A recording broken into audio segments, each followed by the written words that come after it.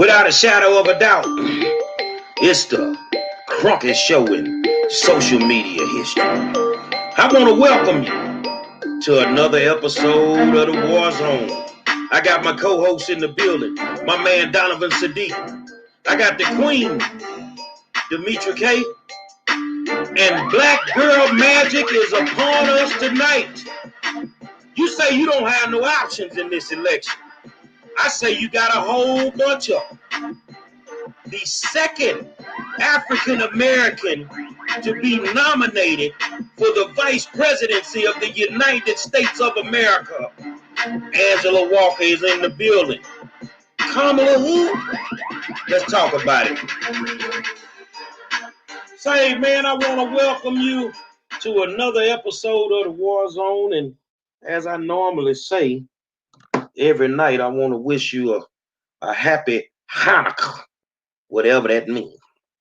You know, it's been an eventful weekend for me. I went gun training with my Panther brothers out of St. Louis and Minnesota, and I can tell you, man, they cold with it, man. So I don't think they even worried about a race war. I can't see how they are because these boys got some artillery that I know the army ain't even got. But it's all legal. It's all legal, man, and they are on their game. In the news, I mean, you saw what happened in Kenosha. You saw what happened in Lafayette, Louisiana. I used to live in Lafayette, and a lot of good people down there reached out to me, and they say the community wants me to come and try to help them. And I told them, I say, well, man, I'm on the road Friday, rain, sleet, or snow. You know, I'm coming to change the forecast and see if we can get some justice down there in Lafayette, Louisiana. And if it requires me to go to Kenosha when I finish there, I don't have a problem doing that either. But I'll turn it over to Demetra, who at this time will get it crunk up. So hello, everybody. Welcome to Monday night's edition of the War Zone. And if you haven't already, please share this so everybody can get the information to know that we do have other options as far as our voting goes and the election and everything like that. But as you guys can see, we are sitting here with Angela Walker, Vice President nominee of the Green Party. And we're going to have a very eventful conversation here for the next hour. We're going to learn as much as we can with Angela Walker and Howie Hawkins of the Green Party, because a lot of people they don't know anything about the Green Party at all. And so we'll go ahead and get right into it. So I'll actually want to start with tying in what Gary said about the Black Panthers. So Angela, I heard that you are a Fred Hampton, Assata Shakur candidate. Can you describe to the people what that actually means? First off, let me thank y'all for having me. I am honored to be here. It is an honor and a pleasure to meet all of you. And I want to, because I am a native of Wisconsin, I'm originally from Milwaukee. My people are still in Milwaukee. You know, I got ties to Kenosha, and just letting my folks up there know, y'all stay safe. Y'all take care of each other. You handle your business. And that's all I'm gonna say about that. Yes, when I'm talking, a lot of what happens when you say that you're a socialist, which I am, people get their backs up because we've been red baited in this country so long that the minute you hear socialist or communist, people go, ah! And it's like, nah, baby, calm down.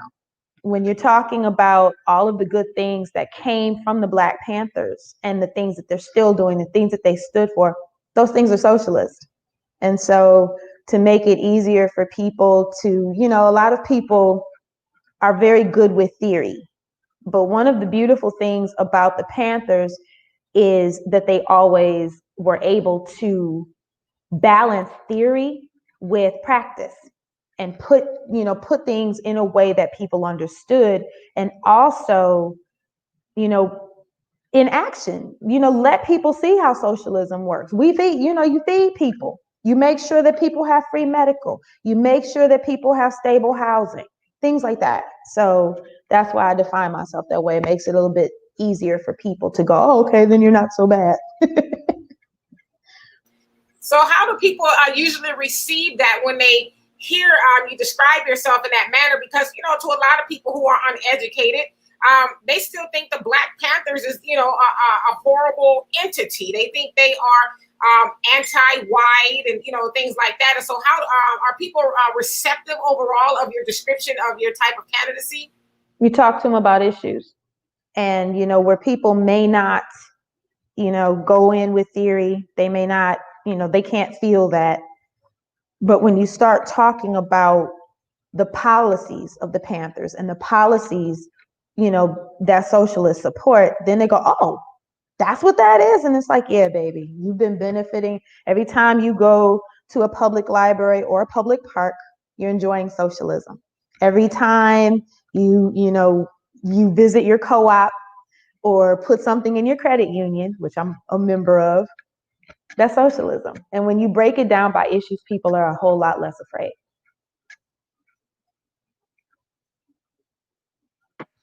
Well, I tell you, thank you for agreeing to come on. And me and you were talking earlier. And do you realistically, because this is one of the issues that people seem to have, do you realistically think that the run of you and Howie Hawkins is going to take votes away from the Democratic nominees, which are Biden and Harris? Of course not.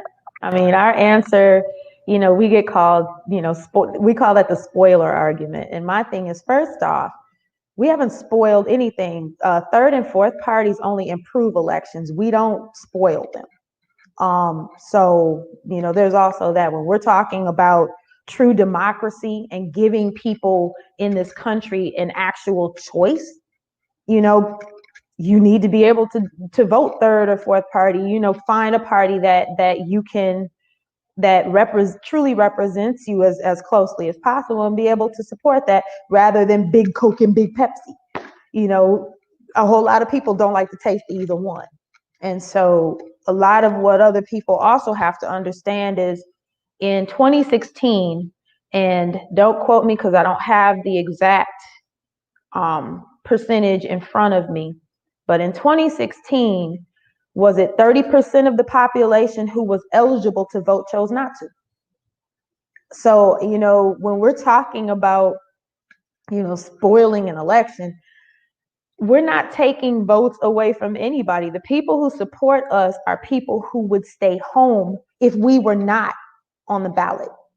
And Democrats have always made this assumption that we're pulling people away from them.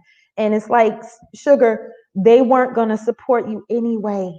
They weren't showing up for you, and I'm talking about people in my own family. I'm talking about myself. If these were the only two choices I had, I wouldn't bother. And my issue with the Democrats has always been, if you want people to show up, rather than vote shaming them, rather than chastising them because you didn't get something you wanted, give them people they can actually vote for without having to hold their noses and swallow Pepto-Bismol. I mean, come on, it's not rocket science. Give people somebody to vote for, stand on the issues that they are asking you for, because they're pretty loud this year. It's kind of hard not to hear defund the police, Medicare for all, and Green New Deal, and also guaranteed income above poverty during this doggone pandemic. It's not hard to hear that. But all y'all want to act like you ain't heard it. Well, you can't be mad when people don't show up for you. It is what it is. Well, let me ask you this, and then I'll pass it to Donovan. Issues. You brought up some great issues that people need to look at. One of the biggest issues that has not been brought up by the Democratic side, and as well as I don't hear Republicans talking about it, reparations. Where does the Green Party stand on the issue of reparations? Reparations are on the ballot, darlings.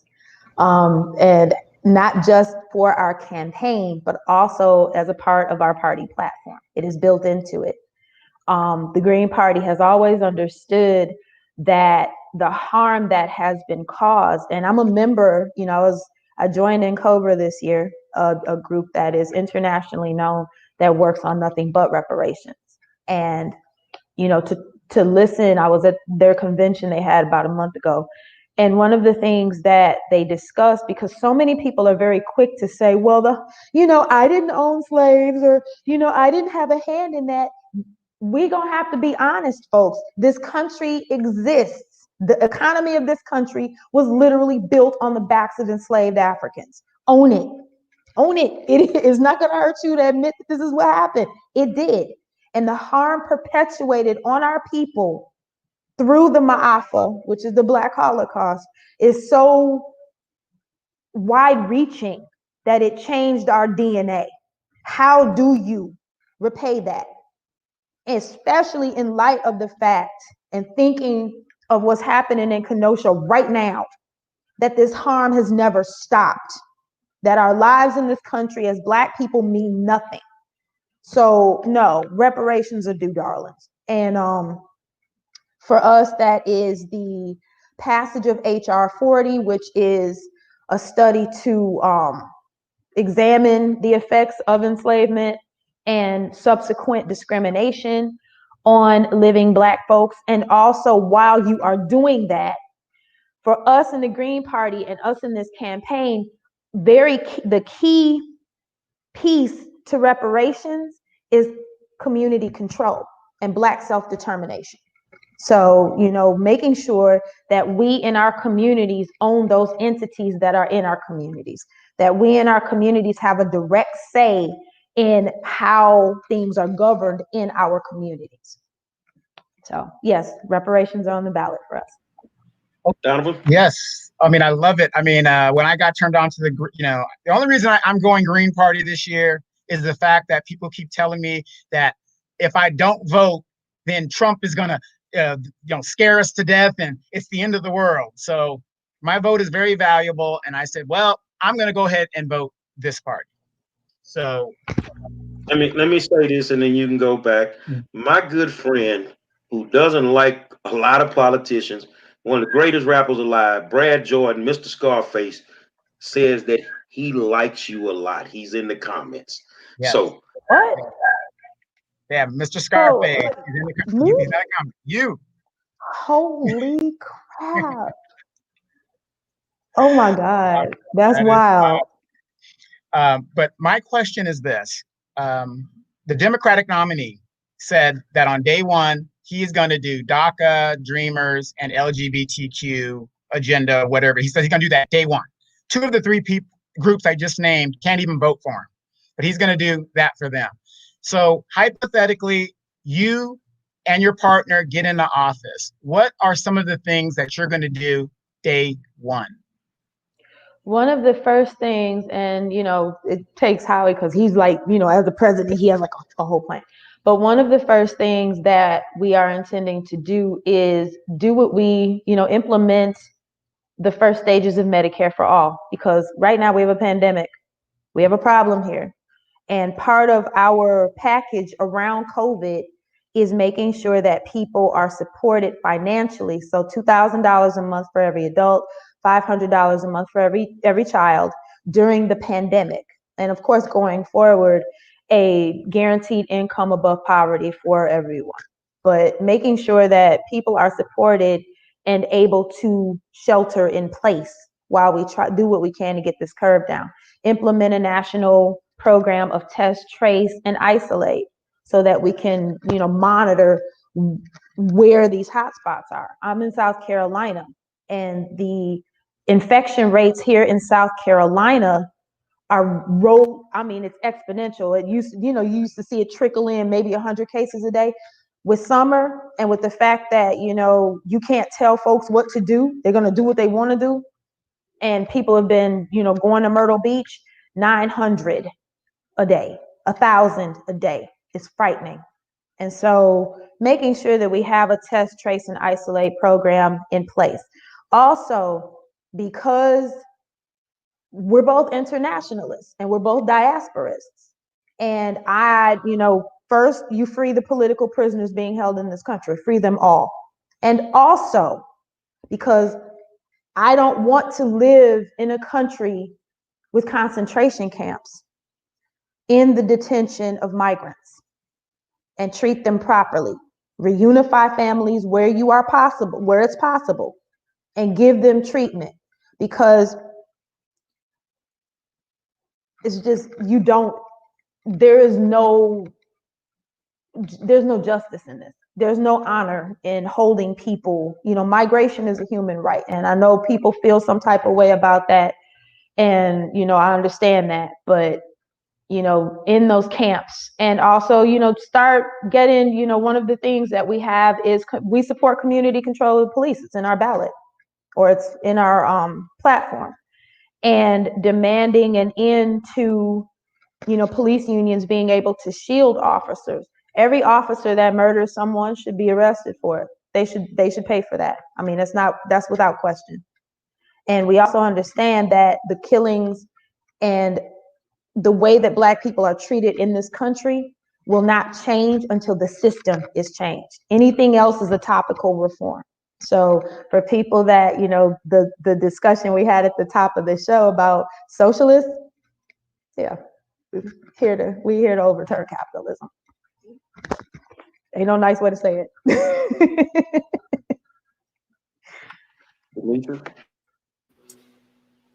So the Green Party is actually dubbed as the working people party, right? That's kind of like a subcontext there.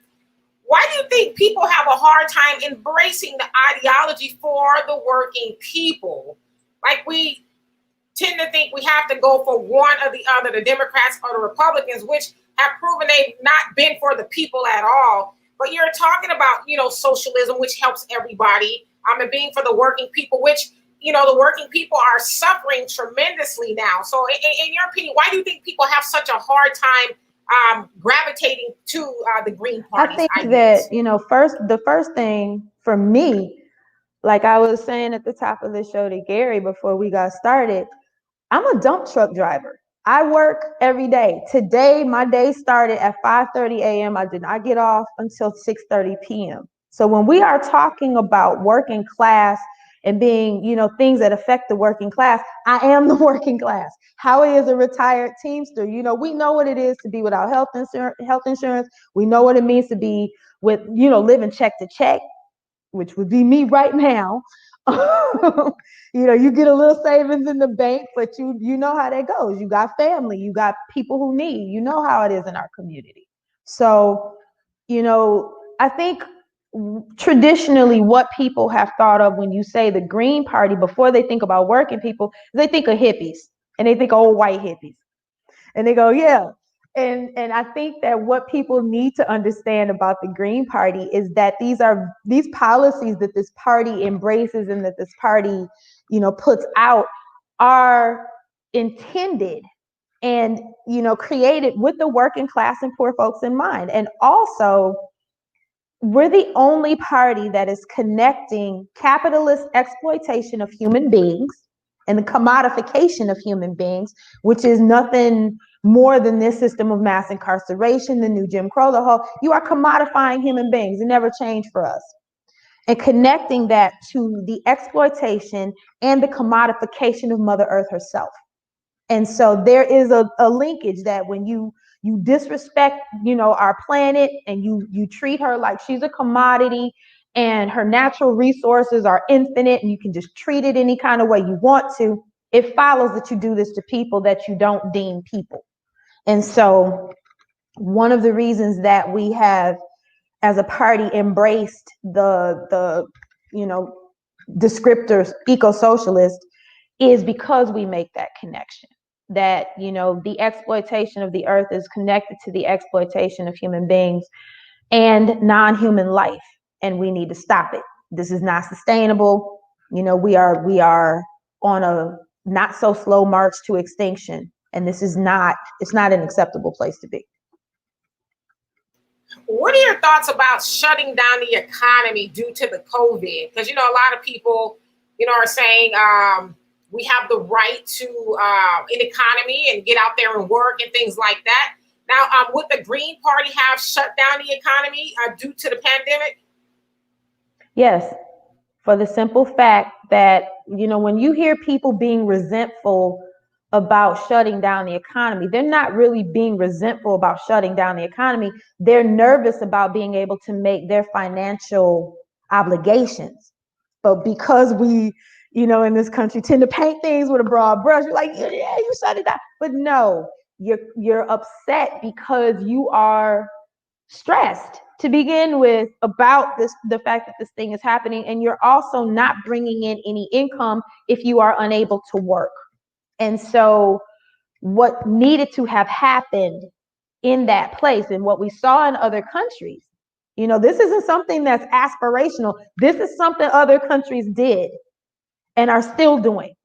First off, you make sure that your people are able to shelter in place. So people need housing for all, which is one of our policies, and making sure that folks are able to shelter in place. Second of all, you need to make sure that they are receiving some sort of financial income, some way to keep their families afloat. Also, the government is stepping in and paying landlords and small businesses to keep afloat, so you don't have the economic collapse that happens when they are unable to make, because their tenants, which we're seeing, because their tenants, a lot of whom are out of work, are unable to pay them, then they've already had their, financial obligations met. So they're not leaning on their tenants, and they're not, we don't have a collapse happening there. And so, the supports, the infrastructure, and of course, under our administration, there would have been Medicare for all. So you don't have people, not having access to the health care that they need. And also, one thing we would have done is invoke the Defense Protection Act, which they did in World War II, and turn industries in this country and get them putting out PPE. So you don't have nurses wearing trash bags and whatever they can cobble together to take care of people. The way that this pandemic was handled in this country was not only criminal, it's embarrassing when you look at smaller countries who did this very successfully. Let me jump right here because I've gotten this like twice in the last week. A lot of people are refusing to vote the Democratic ticket because they feel that America has been embarrassed. This is what I got. They feel like we are the laughing stock of the whole world, not just the pandemic, but the way everything is ran, the way our governmental system is operated. What do you have to say about that? I have a few things to say about that. I think that we are at a point in our history as a country where we are finally questioning this concept of American exceptionalism itself, and the fact that we have not been good world citizens. We have not been diplomatic in the way that we work with other countries.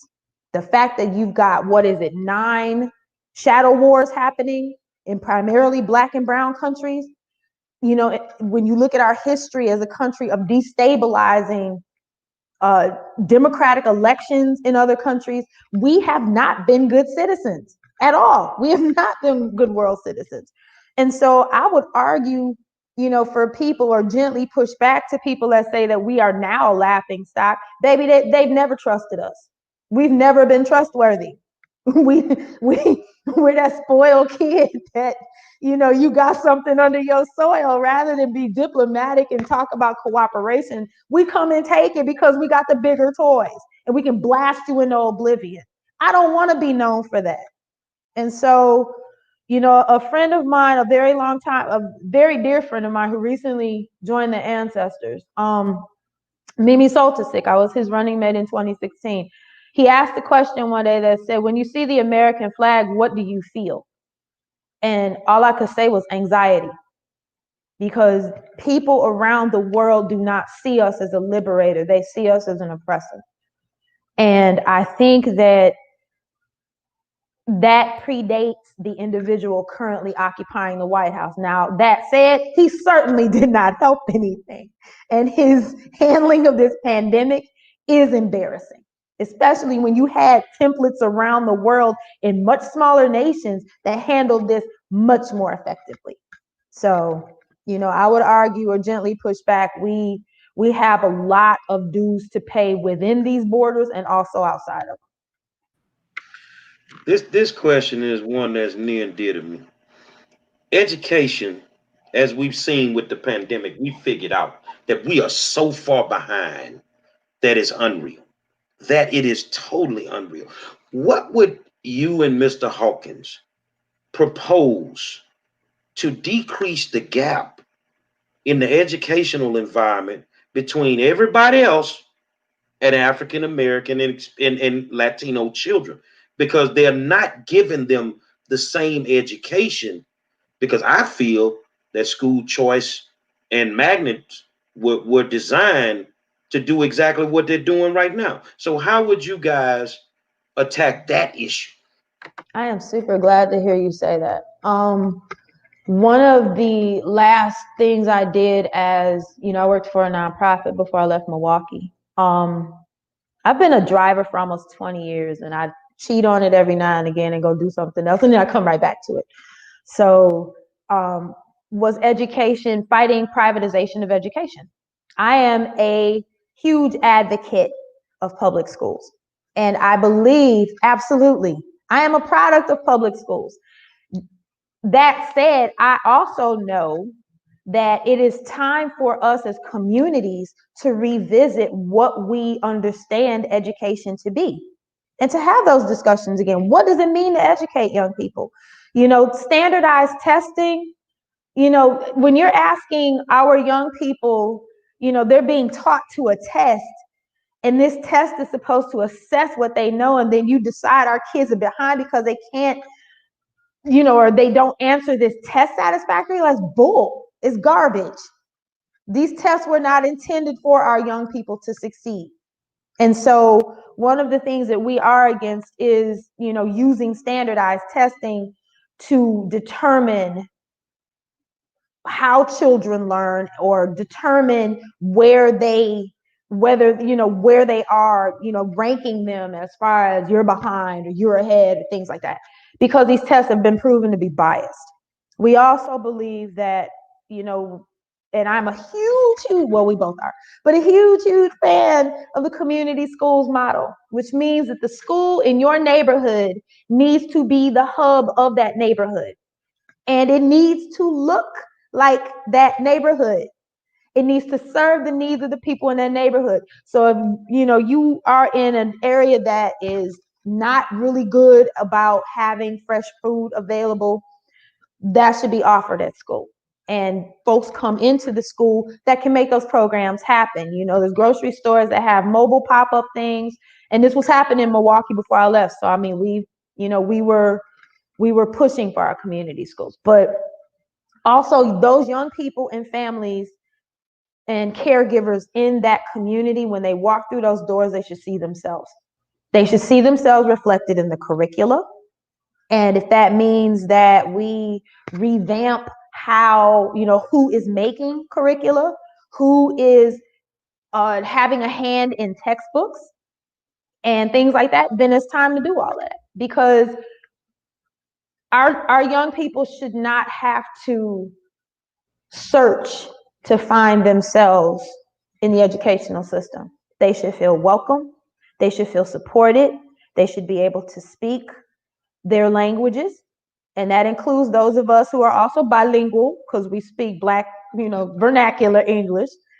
We know how to code switch, and to not be downed for that. So, I mean, I think that we are just in a point in the country where it's time to reimagine public education, but it will never, ever be time to privatize it. And I will fight that to the end of my life.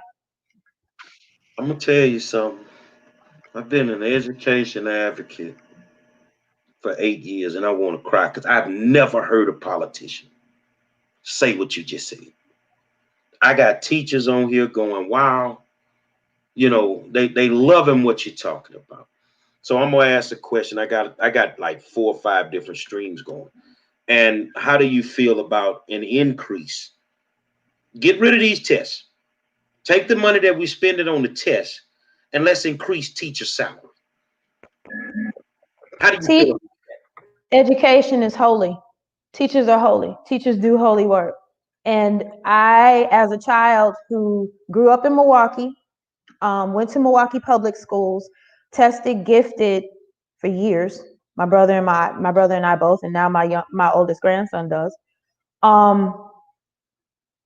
Having teachers mentor me at, my home situation was not the best. And to have a teacher and have teachers that went above and beyond the way that some of the teachers that I had did, you can't put a price on that. And when people turn around and demonize teachers, I still rock with the teachers union where I'm from. These are family to me. They always will be. So to say that, to ask that teachers be paid at least some, trying to reach towards what they're worth, because you really can't put a price on it, but to raise their pay and to respect the dignity of their profession, that is a no-brainer. One great question I have is, Donald Trump is not going to be in office forever. So let's hypothetically say the election's over, you guys just ramrod the Democrats and the Republicans in the major upset. And it could happen. It's America. It could happen. It's 2020. 2020, exactly. People are pissed, So now remember what happened with Richard Nixon, and he gets impeached and he goes through this. The biggest mistake they say Gerald Ford did was to give him a pass and let him go. You guys are in office. You've been there a week. The party's over. You got, the celebration's over. Now it's time to get to work. With a lot of the corruption that's going on in the current administration, you're the next administration. What would you do in regards to addressing the corruption and the rebuilding of the Injustice Department and all that other stuff? Well, first off, this individual currently occupying the White House wants to be president for life because he's looking at prison time. So let him go and let all of them other, we've been watching for the last, 4 years, people around him falling like dominoes. Like this thing with Steve Bannon, being one of the most recent things, they're falling. And so, let justice, in this case, there's actual justice, let it take its course. And also, I think that, just like with education, we really have got to revamp what we call justice in this country, because it is so inherently biased against people of color, against poor people, against people who are not wealthy white males, which is who the Constitution was written in mind for. So I think that it's time for us to revisit the institutions that,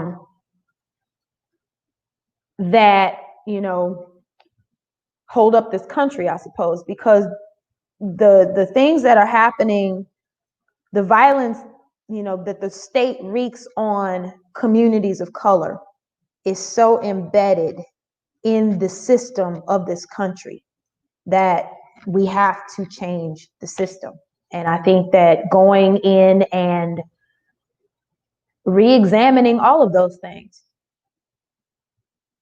is absolutely necessary. Is it going to make us popular? Not hardly. I have my concerns with, the fact that they disappearing folks and things like that. Those are things don't think is pie in the sky around here. I'm not stupid. This is basically a big old target on our backs, but it is what it is. Somebody has to tell the truth. So, it's time to reconsider and go into these institutions and change them systemically. So, as we all can see, even as of yesterday, Black people are being murdered wholesale or targeted even by the police. So once elected as the Green Party, what would you do on a federal level to intervene in a lot of these cases where we see on a local level, they're saying, well, we got to investigate. Let's see what's going on. And, like Breonna Taylor's case, they're still investigating. This is months and months and months ago. It looks pretty cut and dry that, they murdered her in her sleep. So what would you do, if anything? Do you think there would be something you would do to intervene to speed up the justice process? The federal government can do. You can stop police organizations from policing themselves, first off. Like I know in Milwaukee, one of the criticisms of the commission that was formed after the murder of Dontre Hamilton was to, provide oversight of the police, but these were former cops. I mean, you're talking about the Fox Guard and the hen house. We're not accomplishing anything like that. So you need to bring in third parties that are unaffiliated with the police. And there's like a whole list of these things, and I don't have it in front of me, so let me find it so I'm not misquoted and making myself look crazy. But we have a whole plan behind this. And I want y'all to know what it is. And also, like, while I'm looking at it, our website is www.howiehawkins.us for the simple fact that the whole policy is there, but also policy documents around everything I'm talking about are also there. So you're not like depending on me stuttering through it. Yeah, but let me give y'all that platform as soon as I can find it. And while she's looking, you guys, if you would please share this so everybody can get the information and know that we do have other options other than the Republicans and the Democrats, because as I say, and Donovan and Gary says, me personally, I was looking to hold my vote until I can get something forward. And so here we have another option that's talking about a lot of the things that we, especially as Black people, need. So go ahead and share it so people can also join in on the conversation. Right, and I just put in the link. If you're wondering what the Green Party's platform is, the link is there. It's www.gp.org/platform. Just go to there. They have a plan for everything. Everything is there. So just go check it out. We really do. And I finally found it. And, that may not be cute, but it's like, look, I ain't trying to put on airs. I have to find some of this stuff. But one of the things that we are looking at is the Constitution vests the federal government with some powers to influence local policing under the spending, commerce, territorial, and necessary proper clauses, as well as under the enforcement sections of the Civil War amendments for 13th, 14th, and 15th. So the federal government can invoke their powers under those amendments to help influence what happens in local policing. The federal government isn't going to step in and be like, okay, this is what y'all aren't going to do. But they can also, federal data collection of police use of force incidents gives policymakers baselines for measuring the effectiveness of policies in reducing police conduct. Some ways that can be, because we're talking about the federal government, the FBI should continue the use of national use of force data collection program that began in 2020 to collect data on all incidents resulting in death, injury, and use of firearms by law enforcement. The Bureau of Justice Statistics, I can't talk tonight, Police Public Contact Survey, which collects data on citizens' interaction with police, including police use of force, should be strengthened from a voluntary survey to a comprehensive mandatory survey. So the police have to cooperate with it. And Department of Justice needs to be aggressive in bringing criminal enforcement cases directly against offending police officers under federal civil rights statutes. Department of Justice also should be aggressive in bringing civil liability cases against systemic abuse by law enforcement agencies, as well as the wrongdoing of individual officers. So rather, there's things that the federal government can be doing that it is not choosing to do. And under our administration, we would invoke what is already within their scope to do, if that makes any sense. So you're not reinventing the wheel. And then central to our policing program and the call to defund the police is community control of police. And yeah. Lady, you're trying to make me go green. I'm not. I'm just telling you what we got. And it's bad I had to find it, but there it is. Well, I'm gonna tell you what. I told you before we started. I'm that guy. You the Green Party. So is Howie and Angela gonna free the weed? You already know that. In the United States of America. Oh, I mean, and it just makes so much sense. I mean, in our platform, and also the Green Party platform, is the legalization and decriminalization of marijuana for legal adult use, both medicinally and recreationally. For the simple fact that, and also included in our platform is the decriminalization of other drugs, with the model based on what's being done in Portugal, where substance use is not treated as a criminal offense because it's a health issue. And so if someone is acting out, they're having an episode due to substance use, they receive a ticket to show up in court. And then they are appointed people to provide them with wraparound services like counseling and things like that to get to the bottom of what's really going on. And so people think, that's coddling, but they've actually seen serious like substance use issues decline. When you treat people like, human beings, imagine that. They actually, respond to that. And with the legalization and decriminalization of marijuana in this country, we know that communities of color, our folks, Black and brown folks, are disproportionately affected by mass incarceration around that.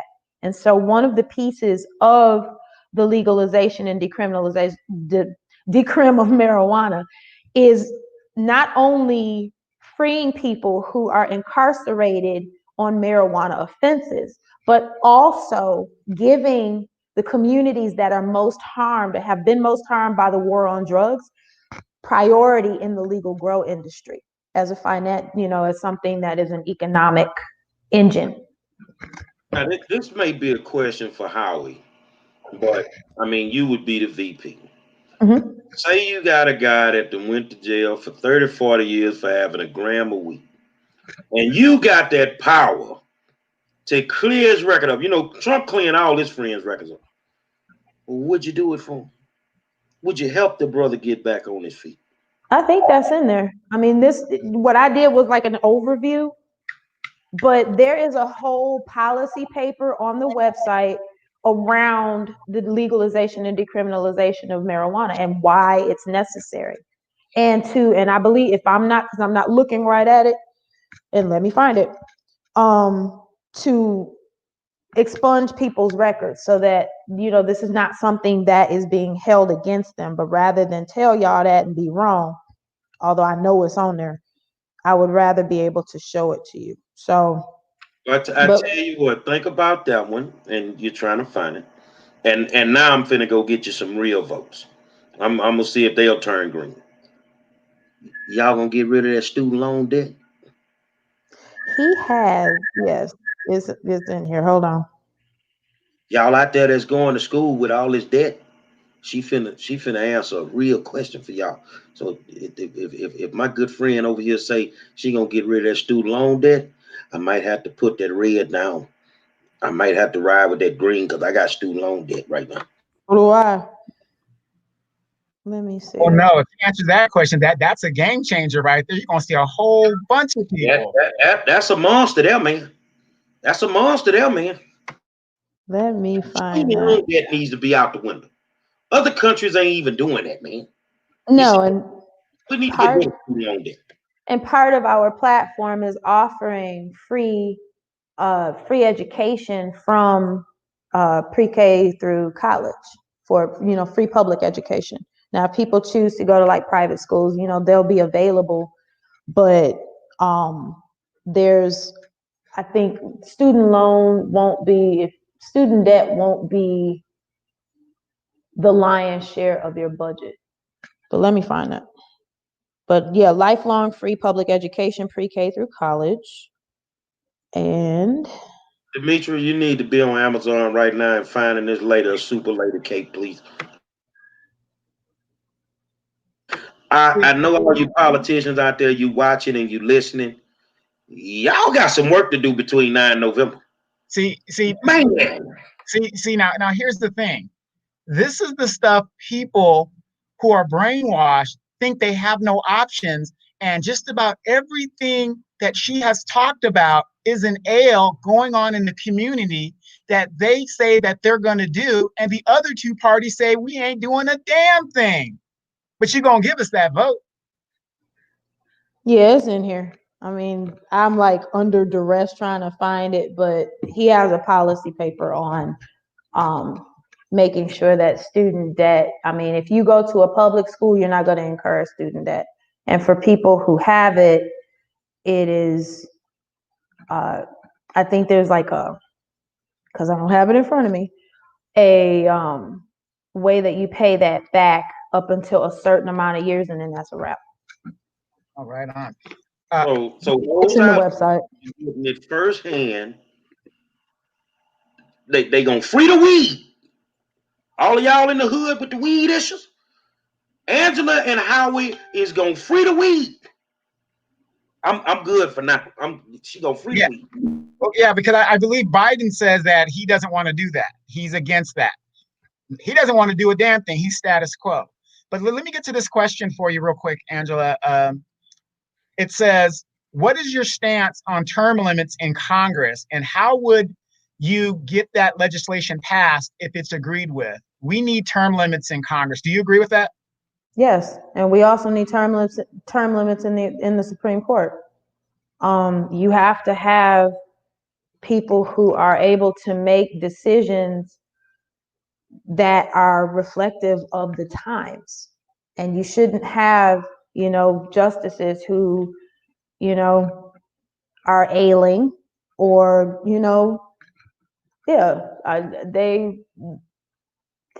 they need term limits. I'm just gonna say that. And so, yes, we agree with imposing term limits.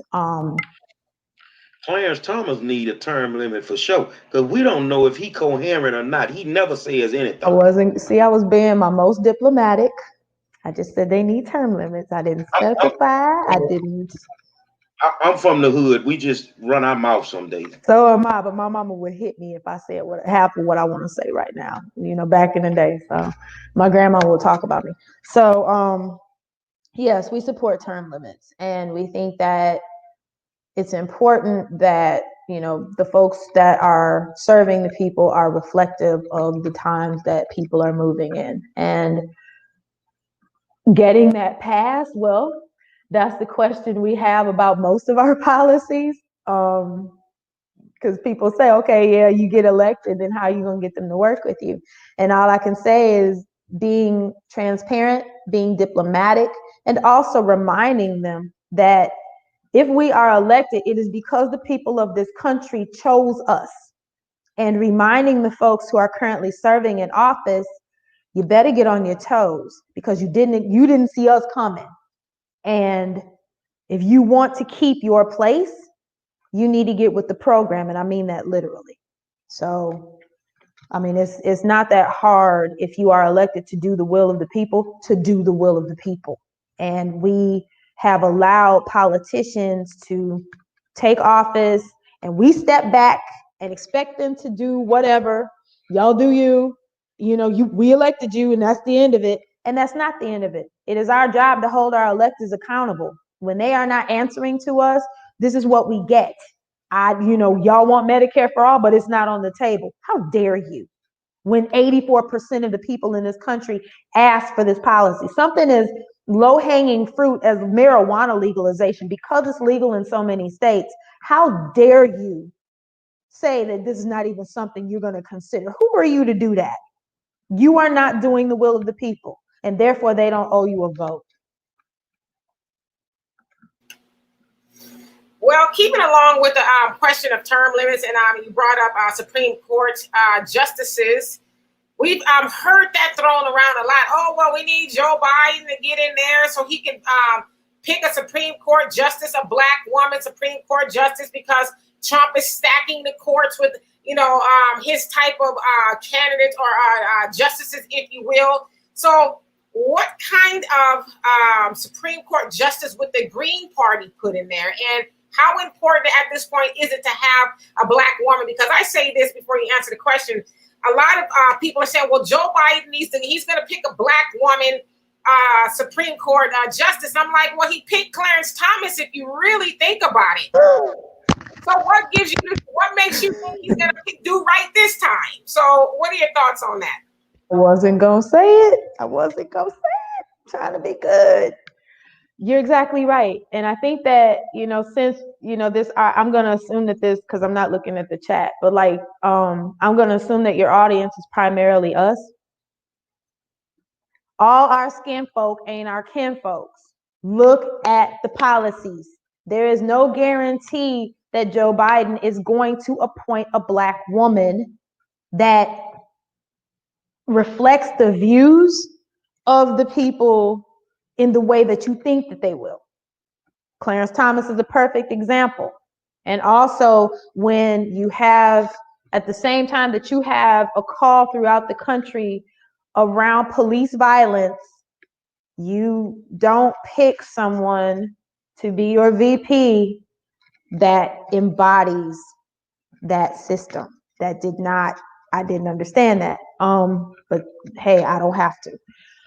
But the thing is, we A, have no guarantees that he's going to do that, and B, we have no guarantees that he's going to pick someone that represents the interests of our communities. This is an individual that speaks about Black people as if we are a monolith. And anybody who's Black knows there are as many ways to be Black as there are Black people.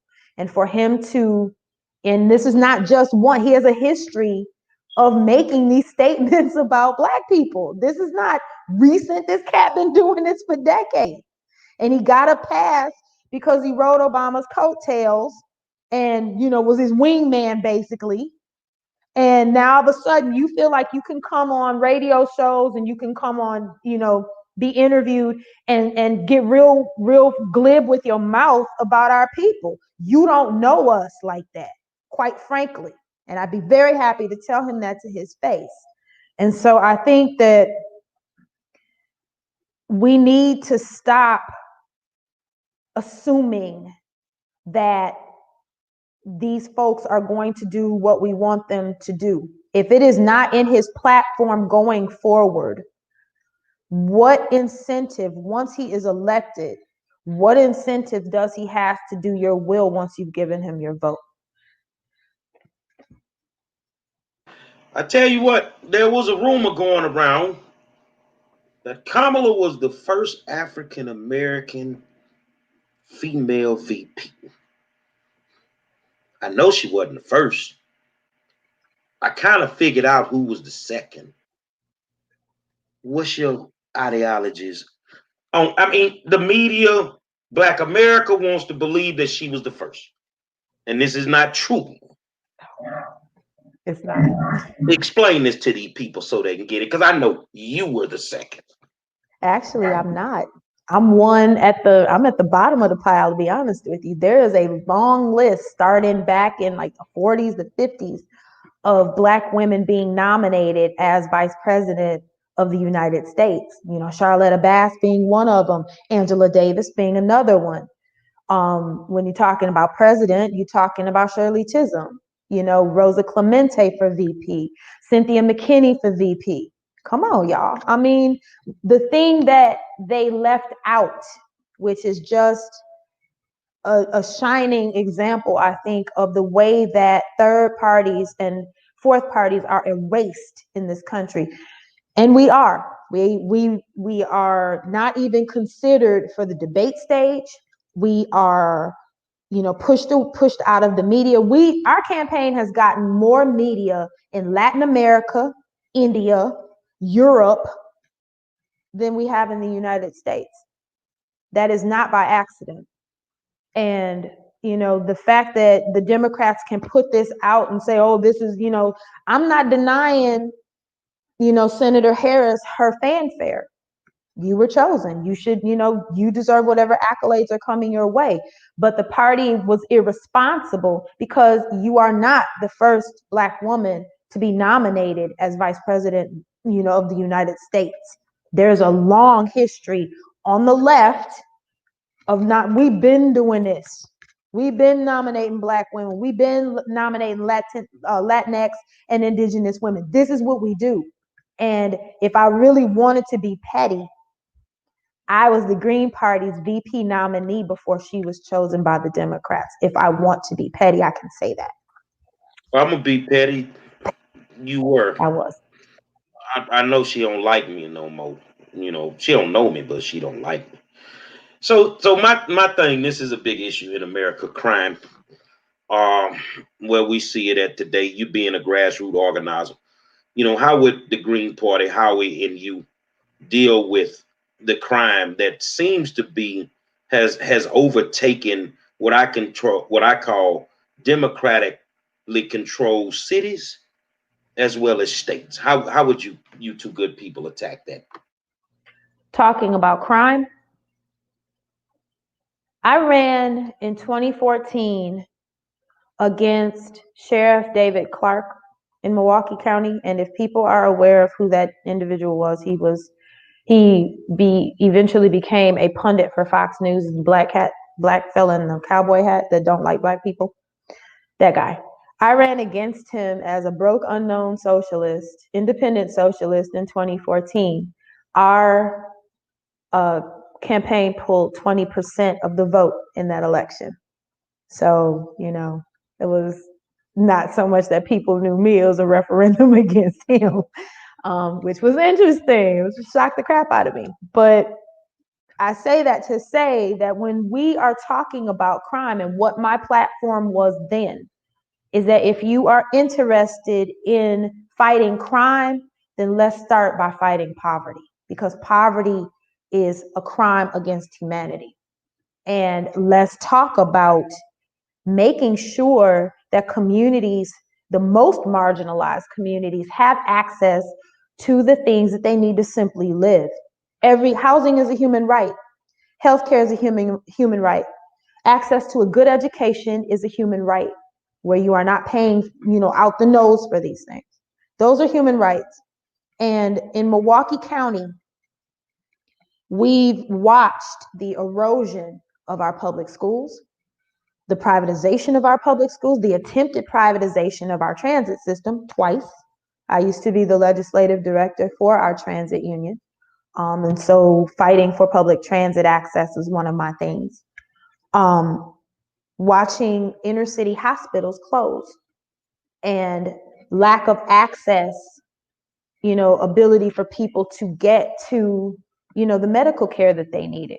And we have in Milwaukee a lot of issues of food deserts where, there's not, there's a lack of fresh foods available. We've been working on that over the years. So I think that, by now things have improved in some areas. But if you want to talk about tackling crime, let's talk about poverty. And if you are not pushing policies like decriminalizing and legalizing marijuana, if you are not talking about treating substance use as a medical issue and not a criminal issue, if you are not eliminating conditions that lead people to commit crimes of crimes of desperation, then we're not talking about anything. You're not interested in fighting crime if you're okay with people being desperately poor. It's not acceptable, and it is not inevitable. Donovan?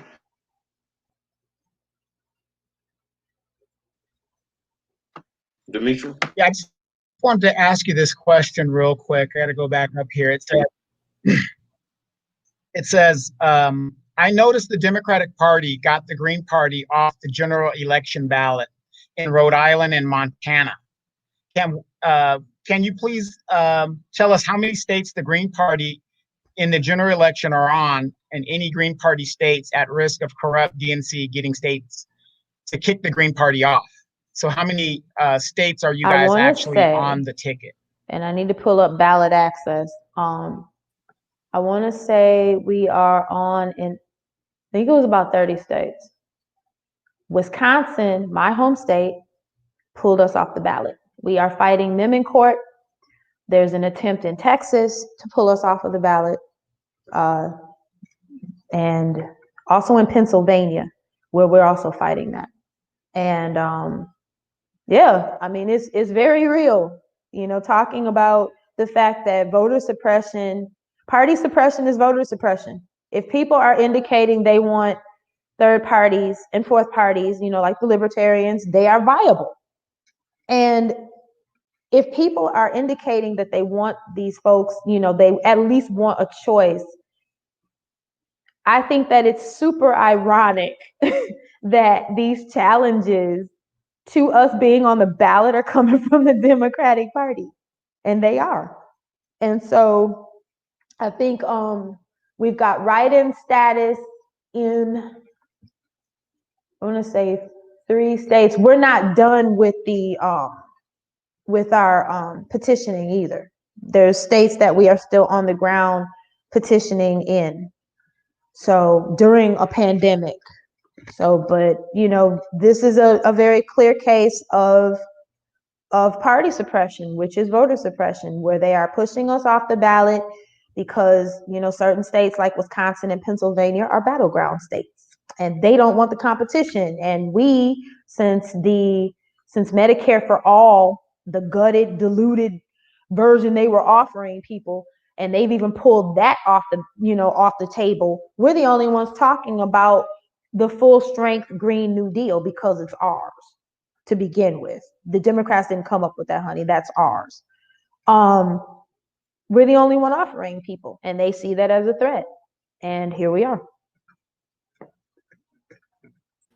So in your opinion, is Kanye and the birthday party serious, or is he trying to take votes away in order to help Trump? I really can't speak to that. I don't know what his intent is. I don't know enough about, to be honest, I haven't concerned myself with looking up what's happening with him or anything like that. Don't feel bad. None of us really know. We just heard that he's with the birthday party. This is the first time I've heard like there's a birthday party. I had no idea. That's the name of it. But I have a fun question for you while we're getting ready to get out of here. So we've, maybe I'm the only one that's seen it. There's this argument over the Rose Garden. Michelle Obama had it this way, and Melania had it that way. What does a Green Party Rose Garden completely look like? Sustainable, completely eco-friendly, probably public. Come on in here. Ain't nobody charging for this. But yeah, absolutely eco-friendly. I mean, and one of the things that I like people to know is that these are not just policies that I support. This is my life. I mean, and it's my own choice. I don't eat animals. I don't eat them. That's my choice.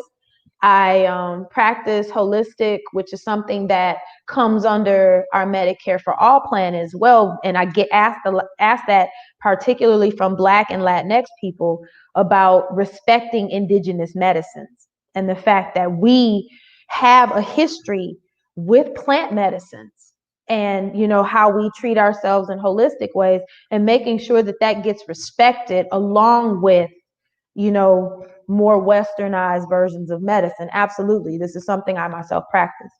And so, yeah, the Rose Garden would be gorgeous. It'd be popping, and it would be eco-friendly. Final thoughts, Mr. Donovan. I just want to say thank you so much. It has been so enlightening having you on this show, because we've been telling people for months and years, you do have a choice, and there are other parties out there. A true democracy doesn't just have two parties. That sounds more like a communist country that does that, in the proletariat. But we wish you luck. I'm sharing this on a lot of my platforms, and I really do think the Green Party is a viable option for Black people out there that are just tired of the BS and the bull crap that is not being delivered, number one, by the Democratic Party and the Republican Party, which together means the ruling party. Final thoughts, Ms. Demetra. Well, I would just say what Donovan said, thank you so much for coming on our platform. I know you're very busy out there getting the word out.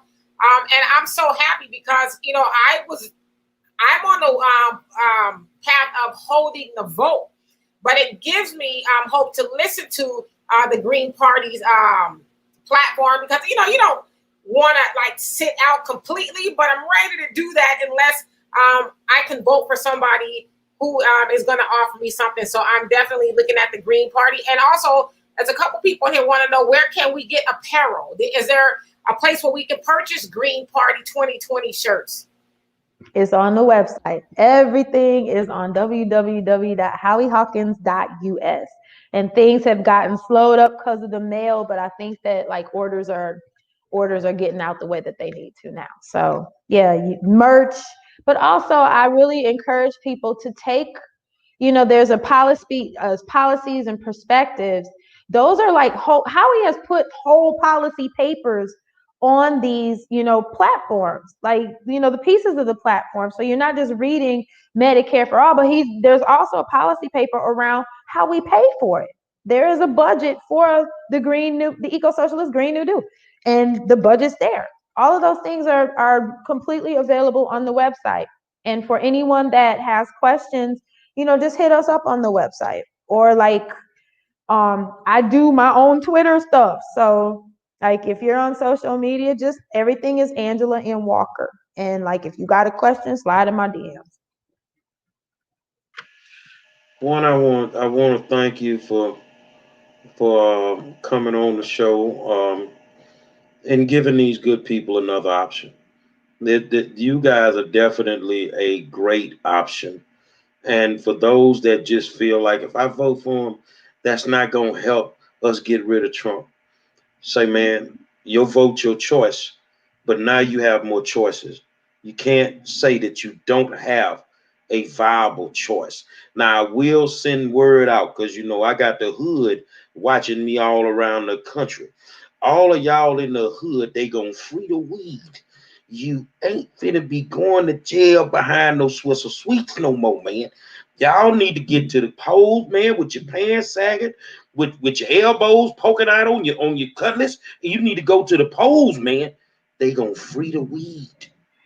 They gonna free the weed, man. They got a whole bunch of other good stuff, but y'all that got them issues, they gonna free the weed.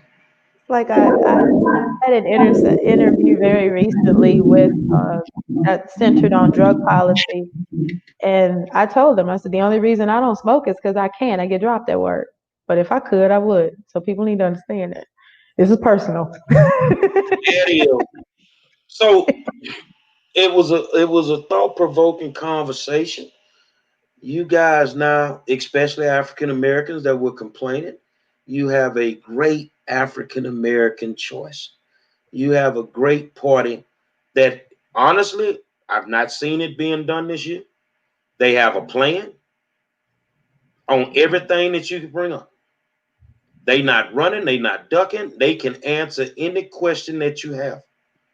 Now ask yourself, have the other two parties done that? I don't think so.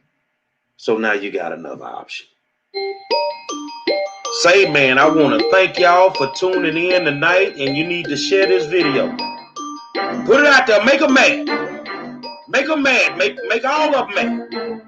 I want to thank my co-host, my man Donovan Sadiq, the Queen Demetra K, and Black Girl Magic was in the building tonight. Vice President nominee Angela Walker. You now have a viable choice in this matter. But Wednesday, we gonna mess you up more, because the presidential African American choice, Jade Simmons, is coming sit in the hot seat. But tomorrow we gonna be on you. You know how it is. Until then, we'll holler at you. I'm the 5-star general, and this the War Zone.